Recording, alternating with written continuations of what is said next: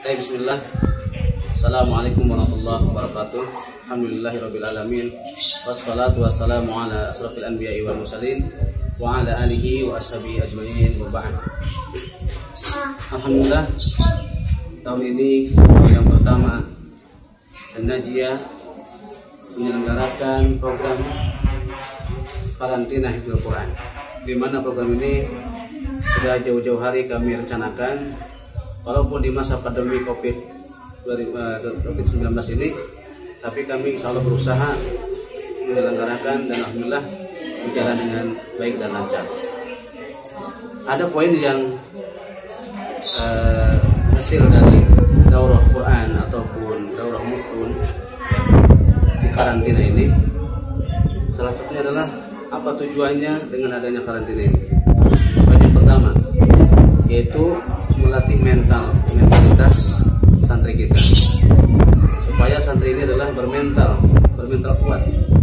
Karena seorang pejuang ya harus mentalnya kuat. Sekalipun dia berilmu tapi mentalnya tidak ada, itu kurang untuk istilahnya berjuang.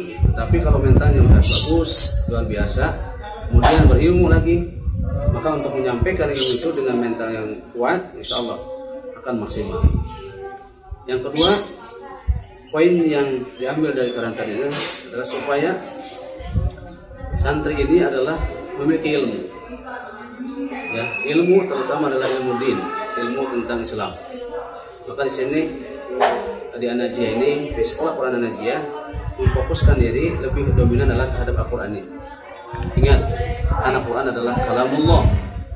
Al-Quran adalah Allah Ta'ala yang harus kita agungkan, yang harus kita baca, pelajari, tadaburi, dan juga kita amalkan. Maka kami membuat program inilah supaya santri ini memiliki karakteristik seperti karakteristiknya para sahabat, ya. Para sahabat antusias terhadap segalanya keilmuannya. Maka bagaimana kita adalah supaya mereka itu adalah menjadikan para sahabat sebagai contoh atau teladannya dalam berjuang, terutama dalam menuntut ilmu. Kemudian setelah poin yang ketiga adalah berilmu, maka juga perlu ada pengamalan. Alangkah sayang ketika seorang berilmu tapi tidak diamalkan. Maka disinilah dengan adanya karantina ataupun dengan adanya sekolah Quran Najiyah, di samping berilmu, ilmu din terutama ilmu agama, juga berupaya untuk mengamalkan ilmu tersebut. Ya, ini diambil dari kutipan kitab Ushul Salasah, ya, karya Syekh Muhammad bin Abdul Wahab. Wajib atas kita mempelajari 4 perkara, ya.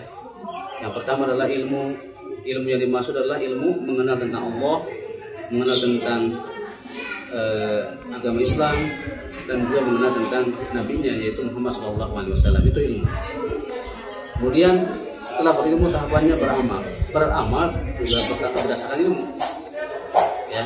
Seseorang mungkin masih banyak di antara ikhwan kita, saudara kita, bahkan keluarga kita, ketika beramal ya sekadar beramal, tetapi tanpa ilmu. Nah, di sini mudah-mudahan kita mendidik, ya, dengan didikan yang insyaallah baik sesuai dengan pemahaman para sahabat, supaya setelah berilmu maka beramal berdasarkan ilmu tersebut, ya.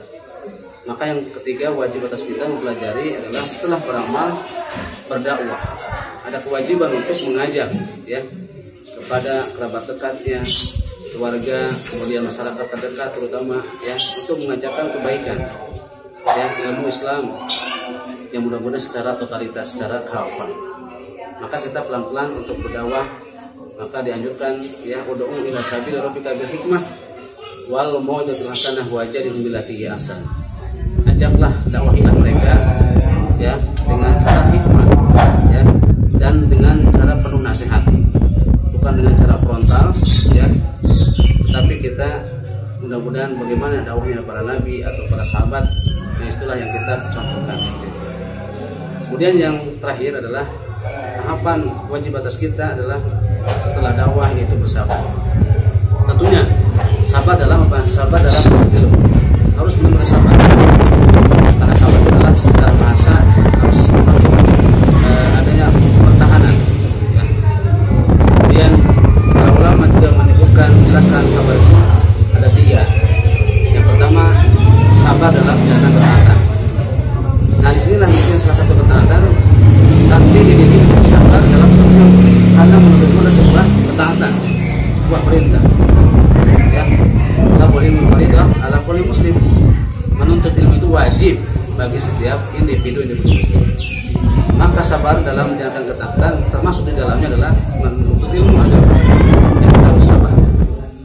Kemudian yang kedua adalah sabar dalam menjauhi larangan-larangan Allah Subhanahu wa taala. Ini harus kita ajarkan kepada anak didik kita, kepada santri kita. Ya. Di samping ada perintah Allah, juga ada larangannya.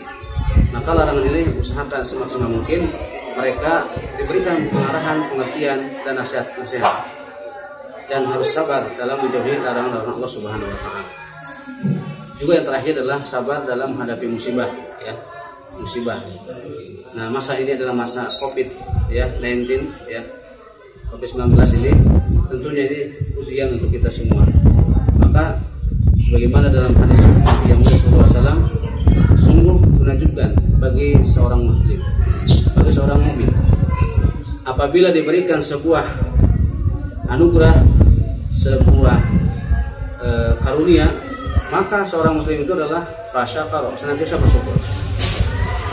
Apabila seorang mukmin ini diberikan sebuah musibah, maka adalah sabar. Seorang muslim itu adalah hendaklah bersabar. Nah, inilah prinsip kita seorang muslim yang sejati, hendaklah kita memiliki kesabaran, sabar dalam menjalankan ketaatan, juga sabar dalam menjauhi larangannya, juga sabar dalam menghadapi musibah-musibah yang ada yang Allah berikan. Ya, seperti itu. Nah, alhamdulillah di acara penghujung akhir karantina adalah ditutup dengan ikhtibar. Gimana ikhtibar itu tujuannya adalah untuk anak supaya hafalannya lebih mungkin, lebih kuat. Ya, di murojaah ya, dengan istilahnya murojaah yang totalitas, yang maksimal insyaallah. Mudah-mudahan nanti di ending akhirnya juga bisa memuaskan, bisa menghasilkan istilahnya kaderisasi ataupun santri yang berlian ya, yang istilahnya yang berguna untuk negaranya, bangsanya, juga agamanya. Insyaallah mudah-mudahan Allah berikan barokah atau kemudahan untuk An-Najih ini, dan mudah-mudahan sebagaimana hadis Nabi, khairun nas anfa'un nas, sebaik-baik itu adalah manfaat untuk orang lain. Maka An-Najih inilah sebagai perantara atau sebagai wasilah adanya pendidikan ini.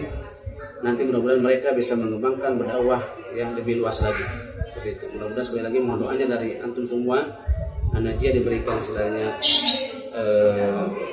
kemudahan dalam menjalankan kehidupan tentang keanajihannya ya, mulai mendidiknya, kemudian berorganisasinya ya, ataupun yang lainnya, sehingga tujuan arahan adalah lillahi ta'ala ya, karena Allah Subhanahu wa taala, sebagaimana dalam ayatnya, qul inna sholati wa nusuki wa mahyaya wa mamati lillahi rabbil alamin. Katakanlah wahai Muhammad, sesungguhnya salatku, ibadahku, hidupku dan matiku lillahi rabbil alamin, hanya untuk Allah Rabb semesta alam. Demikian, mudah-mudahan bermanfaat. Wabillahi taufiq wal hidayah. Wassalamualaikum warahmatullahi wabarakatuh.